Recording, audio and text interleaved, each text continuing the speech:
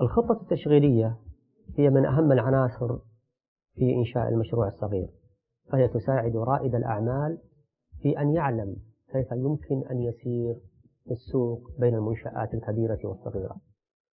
فيمكن أن نمثل المنشآت الصغيرة بالدراجة النارية التي تستطيع أن تسير في السوق بين المركبات الكبيرة، كما أنها تستطيع أن تراوغ ما بين هذه المركبات، ولكنها في الحقيقة هي تسير بينهم في خطر شديد من هذه المراوغة.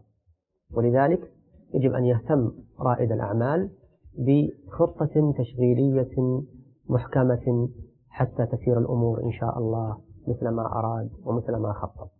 هذه الخطة التشغيلية تتضمن عناصر عديدة يمكن أن نلخصها فيما يلي.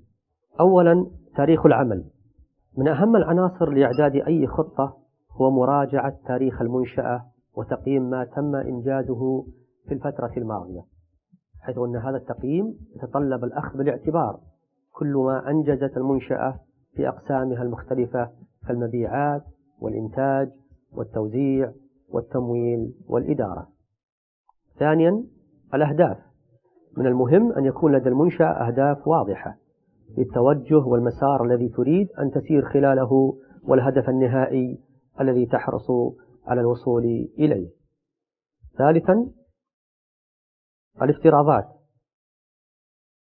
الافتراضات هي تلك المعلومات التي ترجح المنشأة وقوعها في المستقبل، ومن ثم تضع الخطة بناء على هذه الافتراضات. رابعا، المقياس الكمي، والمقصود به كيف يمكن ترجمة الأهداف إلى أرقام مالية، وذلك من أجل تقييم تأثيرها المتوقع على الوضع العام للمنشأة. خامسا، تخصيص الموارد.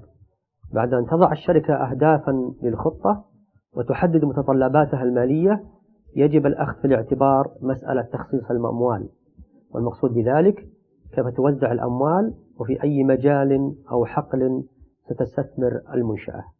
سادسا، التحقق والرقابة. هل الخطة واقعية؟ الخطة الواقعية الناجحة تتطلب الرقابة والتحقق المتعدد، وذلك لتنقية الخطة من الأخطاء والتعارض في أجزائها. سابعا، مرونة الخطة، وهي القدرة على التأقلم مع التغيرات التي يمكن أن تحدث للظروف والتوقعات التي سبق أن وضعها رائد الأعمال عندما بدأ الخطة التشغيلية.